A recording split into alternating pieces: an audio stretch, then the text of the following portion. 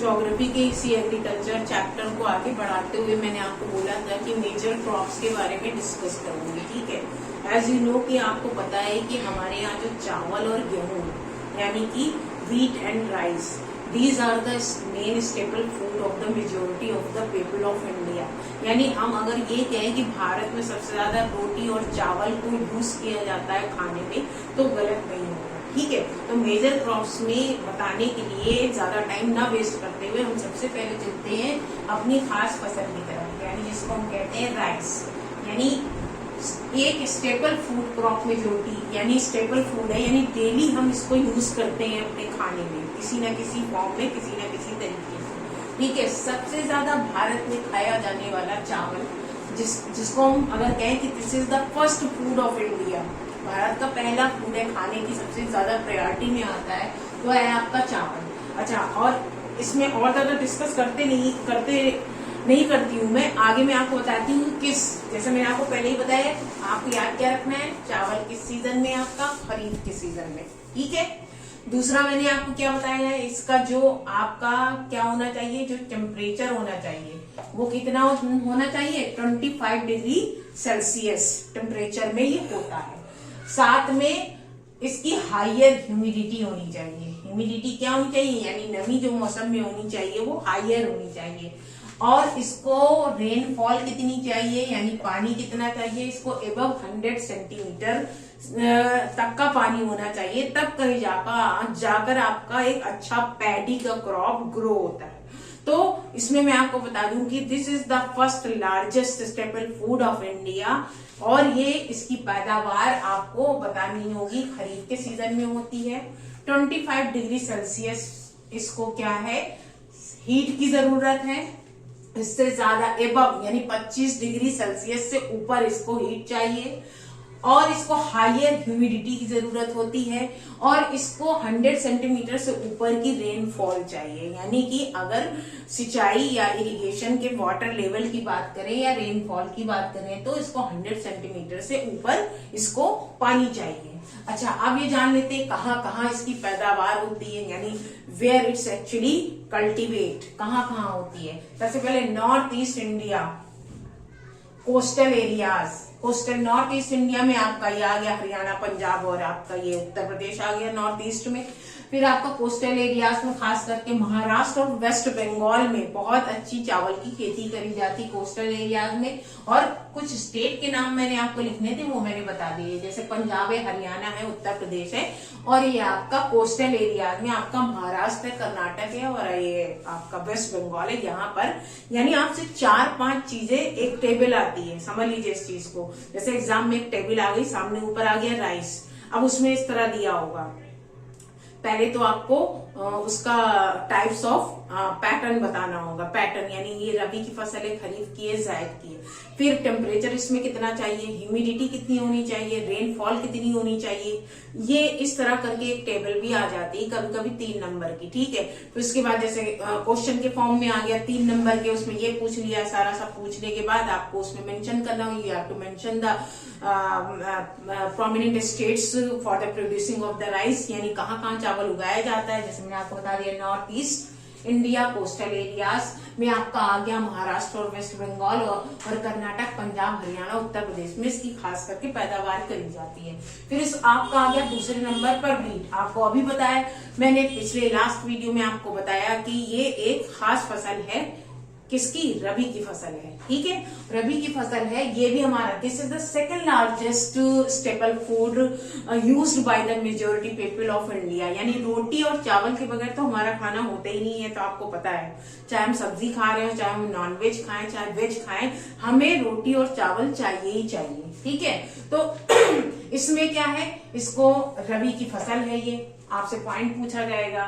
कैसा इसको क्लाइमेट चाहिए, कूल क्लाइमेट चाहिए इसको, यानी ठंडा मौसम होना चाहिए, कूल क्लाइमेट। तभी हम होता है अक्टूबर से दिसंबर के बीच में बोई जाती है। ठीक है, कूल ग्रोइंग इसको क्लाइमेट चाहिए। अच्छा, रेनफॉल कितनी होनी चाहिए, 50 से 75 सेंटीमीटर के तकरीबन इसको रेन की जरूरत है।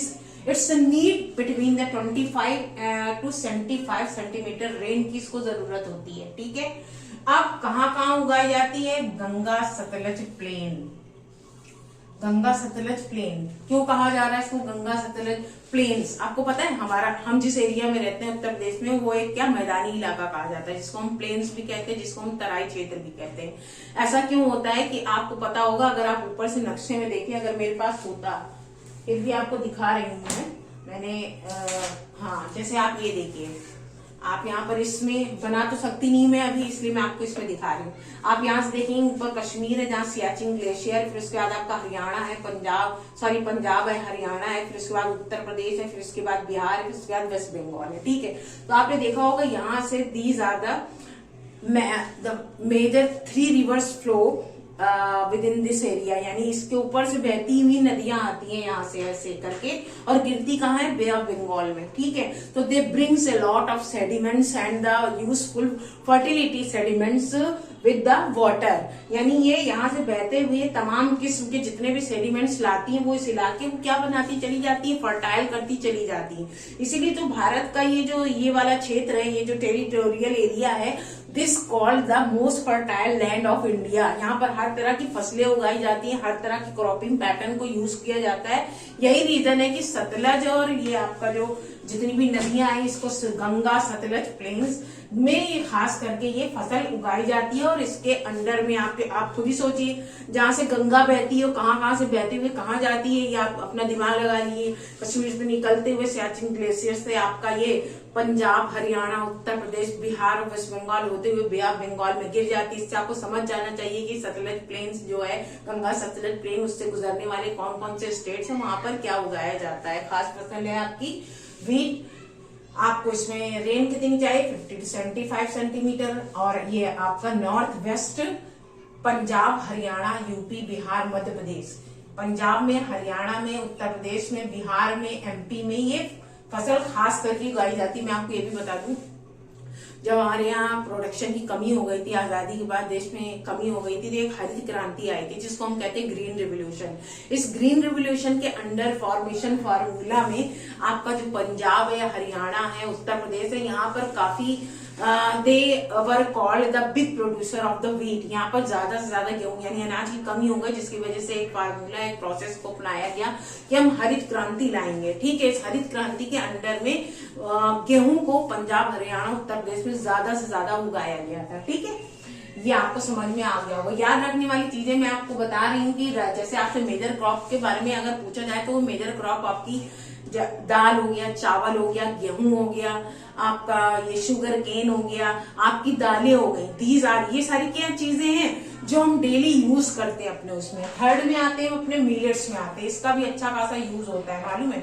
बहुत सारी, जैसे ये मिलेट्स क्या है, इसके अंदर में कितनी फसलें आती, ज्वार है, बाजरा है, रागी है, ये सारी फसलें क्या है, खरीफ के सीजन में उगाई जाती हैं। मैंने आपको जब खरीफ के बारे में बताया था, तो राइस के साथ साथ इन क्रॉप्स को भी मैंने मेंशन किया था। ठीक है, और इसमें खासियत क्या है, what are these qualities, rich in the iron and calcium, ये इनकी खासियत है। आयरन, कैल्शियम के लिए ये बहुत ही यूजफुल मानी जाती है। लोग पहले, आपको पता होना चाहिए कि पहले क्या था, पुराने जमाने में लोग गेहूं कम उगा पाते थे, ज्वार, बाजरा और ये सब की रोटियां, बेसन की ये सब की रोटियां ज्यादा खाते थे, मोटी रोटियां, और गेहूं की रोटियां कम मिलती थी, लोग गेहूं की रोटियों के लिए तरसते थे। अब हो गया उल्टा, लोग इसको स्पेशली बनाते हैं, इन रोटियों को, और तरह तरह की चीजें भी इससे बनाई जाती है, लोग खाते हैं इसको। ठीक है, इसमें बाजार में ओट्स का आटा और बहुत सारी चीजें पैकेट में आती हैं। अब लोग एज अ विटामिन, कैल्शियम इसका यूज करते हैं अपने खाने में। तो ये कहाँ कहाँ आपको बता दूं, जैसे महाराष्ट्र है, कर्नाटक है, आंध्र प्रदेश है, मध्य प्रदेश है, ये सारी जगहों पर ये उगाई जाती है। महाराष्ट्र, आंध्र प्रदेश, मध्य प्रदेश, इन सारी जगहों पर ये उगाई जाती है। कैसी मिट्टी होती है, ये भी मैंने यहाँ पे मेंशन किया। सैंड सॉइल होती है, थोड़ी बलुई मिट्टी होती है, शॉलो ब्लैक सॉइल में इसको उगाया जाता है।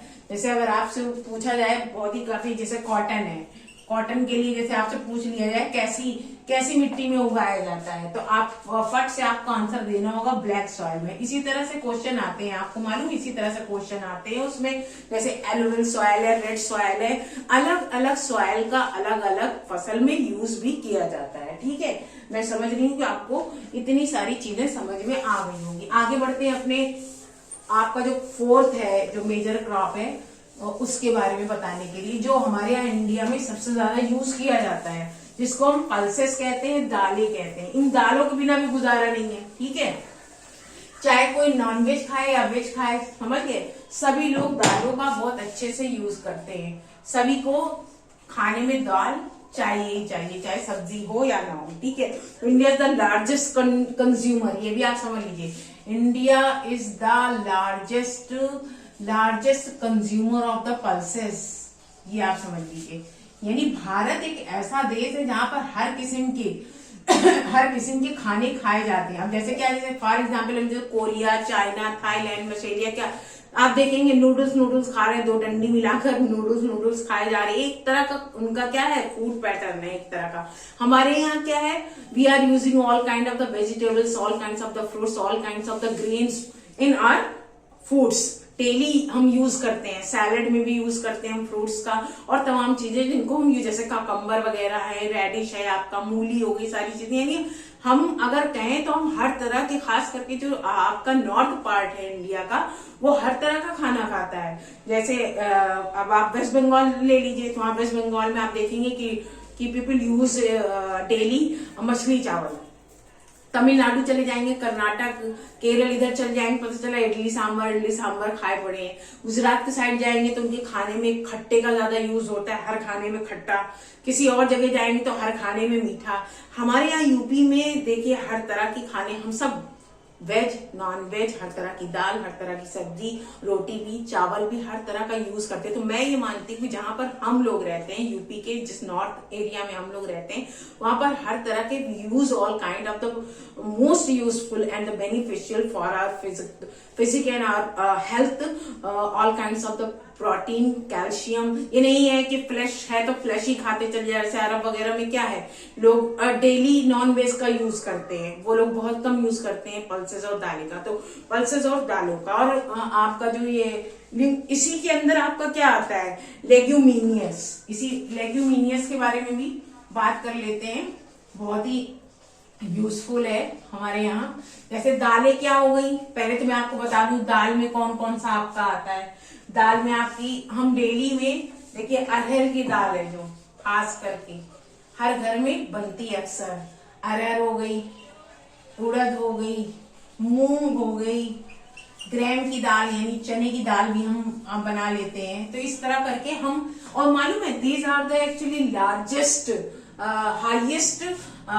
Highest level of the protein, highest level of protein. दालें क्या है, किसका सोर्स मानी जाती है, प्रोटीन का सोर्स मानी जाती है। ये आपको याद रखना है। जैसे आपसे पूछा जाए what are the sources, main sources of these pulses, यानी सबसे ज्यादा क्या इसमें मिनरल्स होता है, या विटामिन की बात करें या मिनरल्स की बात करें, क्या है जो सबसे ज्यादा यूजफुल है, तो दालों में सबसे ज्यादा आपका प्रोटीन आपका आता है। ठीक है, अब कहाँ ये दालें ज्यादातर, लेग्यूमिनियस के भी बारे में थोड़ा सा मैं बता दूं। जैसे हम लोग ये भी अपने खाने में डेली यूज करते हैं, समझ रहे हैं आप।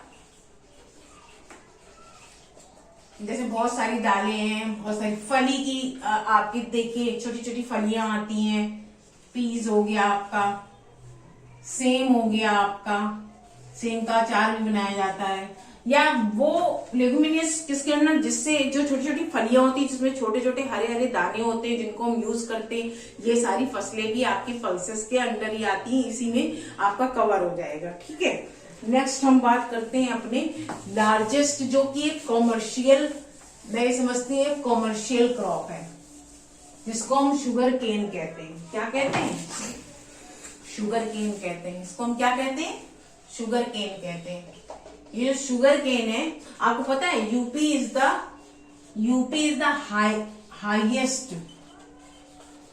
Highest producer of sugar cane. ये आपको पता होना चाहिए, ऑफ शुगर केन। यूपी में सबसे ज्यादा गन्ना उगाया जाता है, और सबसे ज्यादा आपको शुगर मिल भी यही मिल जाएंगी। आपको पता ही है गन्ने से आपकी हर वैरायटी की आपके गुड़ बनते हैं और आपकी शक्कर बनती है। तो इसमें इसको जानने के लिए और किस तरह से, इसके बारे में मैं आपको बता दूं क्या क्या, यानी इसमें क्या किस विच काइंड ऑफ द, इसकी भी एक टेबल आप सबसे पहले तो आपको क्या याद रखना है, ट्रॉपिकल और सब ट्रॉपिकल एरिया में ये उगता है, यानी गर्म हो, थोड़ा ह्यूमिडिटी भी हो।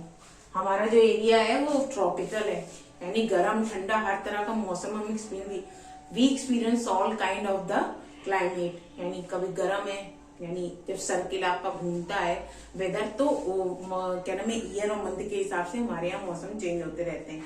और ये जो आपका देख लीजिए अप्रैल और मार्च से लेकर आपका सितंबर अक्टूबर तक पूरा आपका क्या ट्रॉपिकल आपका हीट वाला एरिया रहता है। ठीक है, तो सबसे पहले आपको ये याद रखना है कि ये ट्रॉपिकल और सब ट्रॉपिकल में क्लाइमेट में होती है।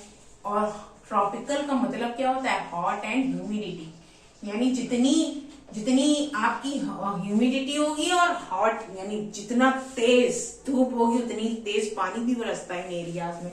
ट्रॉपिकल आप समझते हैं,